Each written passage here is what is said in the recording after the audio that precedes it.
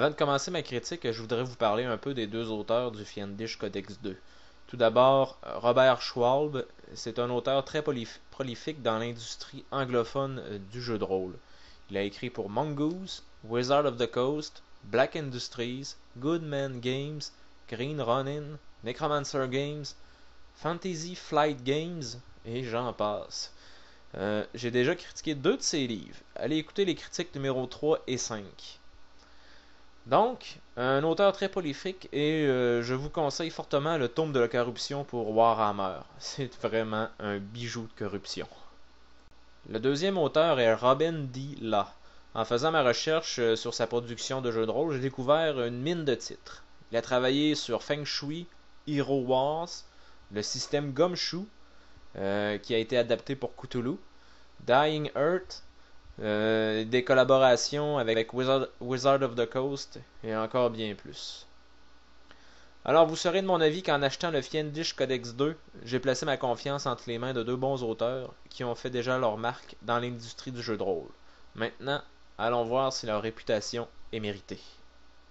Le Fiendish Codex 2, c'est le deuxième livre d'une série de deux portant sur les créatures démoniaques et diaboliques. Il trace le portrait d'une société très organisée, très hiérarchisée, qui se voue à une seule chose, la corruption des âmes. Tout le reste est secondaire. Déjà là, j'espère que vous vous posez une question. Comment les auteurs ont-ils pu arriver à ce cliché de la corruption d'âme? Il faut comprendre que l'enfer et les abysses décrits dans le Fiendish Codex 1 et 2 sont d'une construction qui date des débuts de Donjons et Dragons. Alors pour un maître comme moi qui découvre ces deux univers, et l'enfer en particulier, le lien qui unit le jeu de fantasy au catholicisme me fait serrer les dents. Mais heureusement, il n'y a d'enfer que le nom, et rien ne ressemble au paradis perdu de Milton. L'enfer est donc un plan de 9 niveaux gouverné par 8 seigneurs et le plus grand diable des diables, Asmodeus. Comme j'ai mentionné voilà quelques secondes, les diables ont comme principale activité la damnation des âmes. Et pour accomplir cette tâche, Asmodeus a réussi à faire signer les divinités de la loi un pacte qui permet au diable de récolter les âmes des personnes qui se sont ou ont été damnées. C'est un peu invraisemblable parce que je me demande comment une divinité de la loi peut se faire berner de la sorte. Les auteurs n'expliquent pas tout ce tour de passe-passe d'Asmodeus et nous forcent à accepter ce fait. Ils le savent très bien, ils ne peuvent fournir toutes les explications car cela reviendrait à nier la base sur laquelle s'appuie tout le livre et l'enfer par le fait même. Avant de créer une incongruité conceptuelle de l'œuvre, je prends une seconde pour m'enlever toutes ces questions qui me viennent à l'esprit et j'accepte qu'on me prenne pour un imbécile. Le chapitre 1 est un pot pourri d'éléments pour intégrer les diables à votre campagne. Les auteurs passent en revue la hiérarchie diabolique, l'économie des enfers, la promotion et la démotion des diables, les pactes que proposent les diables, les cultes des humains envers les diables, et sur les actes qui peuvent corrompre vos personnages et envoyer leurs âmes directement en enfer pour une séance d'1 millier d'années de torture. Un élément de la corruption des âmes doit retenir notre attention. C'est la signature de pacte avec le représentant de l'enfer. Les auteurs nomment ce pacte le pacte faustien.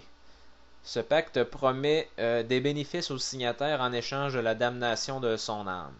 Une conséquence immédiate, c'est le changement d'alignement.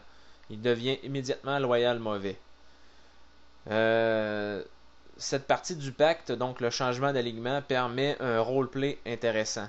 J'imagine déjà un père de famille voulant protéger sa famille et qui change du tout après la signature du pacte faustien. Il meurt et vos personnages partent à la recherche de son âme. Dernière chose est que les signataires du pacte ont la malheureuse habitude de mourir rapidement. En effet, les diables ne veulent pas qu'ils puissent se racheter. Le chapitre 2 décrit les 9 niveaux des enfers.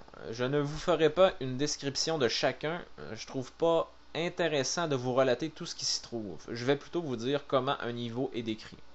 Je prends comme exemple le niveau 1. Il se nomme Avernus. Avernus? Ça vous rappelle pas quelque chose? Attendons un peu que j'y pense. Ah, Avernus, oui.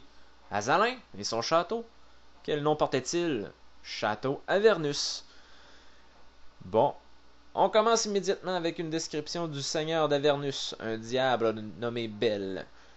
Et on nous dit comment le jouer, comment jouer ses subalternes et leurs intentions. On y trouve aussi les diables uniques et les diables exilés et les diables résidents. Après nous avoir fait quelques remarques sur tout ce beau monde, les auteurs s'attardent à des endroits importants du niveau et nous proposent une ou deux rencontres possibles à faire avec les habitants.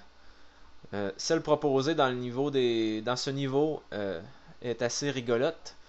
Avec un challenge rating de 9, on nous propose des moines kobolds niveau 4 qui se battent avec des nunchakus avec un bonus au toucher de plus 3.